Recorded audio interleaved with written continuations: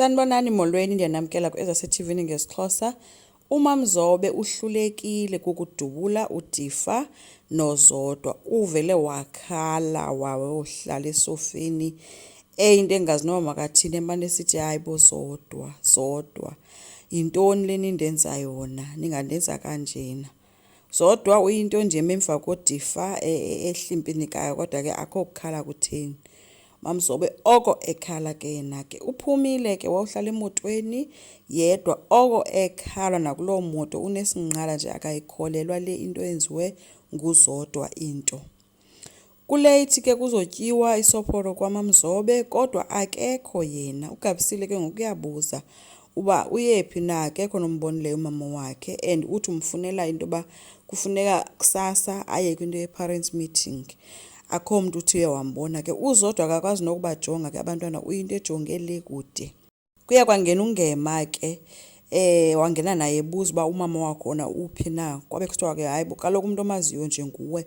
Nobuntu uzamile ukumfowunela wangamfumana efowunini. Wabe sithi ungema no yena imoto ubona uba ayikho phandle kodwa izikhiya zona zikhona zilapha kuye. Wabe sesithi uDifa makujonge ke isibekhi. Usijongile kunobuntu wafumanisa into yoba asikho ke kwidrawer. Loo nto ithi uMamzobe uzihambele yedwa. Kanti ke uMamzobe uhambile wawufika wongena kwamkhululi apho afikele khona kubrother wakhe uzibuse ehleli nenkosikazi yakhe. Ungene apho engazi noma makathini. Uyinto etyhafileyo nje nezihlangu uyazirhuqa akwazi nohamba kakuhle. Fika wema woyama nje ngasetafini wema wazithulela nje. Phofu ke kwakhe uphakathwayo noZodwa bashiyeke bengolavidavi ke bona ke kumnandi nje omnye uxelela omnye uyamthanda kuyiloo nto nje kugonenwe mntanomntu kwaMamzobe phofu. Ngelingeni ke uMamzobe uthe wahlala phantsi ke uthe uhlala kakhe wabe yiloo nto kukhathazekileyo. uMashezi ke uye wamention into ethi hey ukumgqibela kwakhe uMamzobe enje kulela xesha uZodwa wayekhulelwe umntana kaDifa. Hayi ke kuqale lapho ke kuthetha ke uMamzobe ethi nje phofu onkosi yam ethi bangayenza kanjani into enje kwakhona. Baqala ke ngoba mangala ba uthetha ngantoni na. Wabe sebaxelela ke inyani into bayi uZodwa nomntana noDifa nje bekhulelwe nje lamntana amkhulelweyo ngokaDifa. Hayi wabe sithi ke uzibusa hayibo umuntu ubekhuleliswe uZodwa ngulobe ndimbethe ndambetha. Watsho kuMamzobe into yoba no bibubuxoki bodwa obo akho kwa Zodwa nalo mtshato bekuthiwa uzoba khona kaZodwa noJJ akho kwa mtshato. uZodwa uthandana noDifa and balala endlini yakhe. Uthi nje bayanyonyobelana kwam ndikhona phofu bade bakwazi into yoba bade benze nditsho umntana.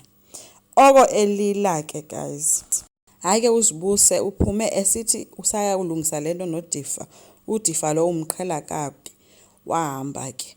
uDifa yena noZodwa bahappy kumnandi nje kwaMamzobe kubo bayi-2 basekitchen. Phofu uDifa uye wathetha ngento yoba ke kufuneka alungise lento yesistem ngoba kaloku le nto ngoku yomntana seyivelile. Hayi ke uZodwa wavela ubuyena uba ungumuntu onjani. Uthe nje akathandi nayo into yoba bake bonwabe bebodwa engekho uMamzobe lo. Bazonwabele inguye nabantwana bakhe. Ethi kwa uMabusi ucinga into yoba ngayonwabela yonke le nto lena yena. Ethi nje make kuhlukana noMamzobe. uMamzobe wayedlale ngawe akakuhloniphi wamithela omnye umuntu wangakuxelela. So njena wena ukhathale nakukudlalwa kuMamzobe. uDifa ke oko ethule ke caba umangele khangayilindele into yoba uMamzobe uZodwa kanti unjena ungulomuntu anguye. Nanko ke efika uzibuse setshova amacango. uDifa uthe esathi sibari ladla inqindi ethi udlala udade wethu watsho ke nophakathayo wabe sephindisa ango futhi emxhumela uphakathwayo uxhume ongathi uzawubeleka nje kwalapha kuzibuse. Kunqande ke uZodwa ke ehlangene nabantwana besithi makaphume ke utata uzibuse. Uye waphuma ke uzibuse uphakathayo ushiyeke esithi hayibo naba abantu bakwaMzobe bengiphuzela inyongo bo. So nje nasethuka kwanto ihlanganisene nento Mzobe phakathi.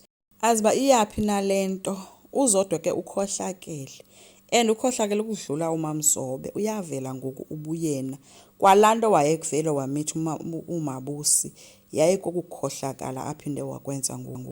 asazi ke kwa umabusi uba uyayithatha kanjani lento yenziwe ngugumede ehlangene noZodwa xa futhi esesazi into yoba bangabazali bakhe.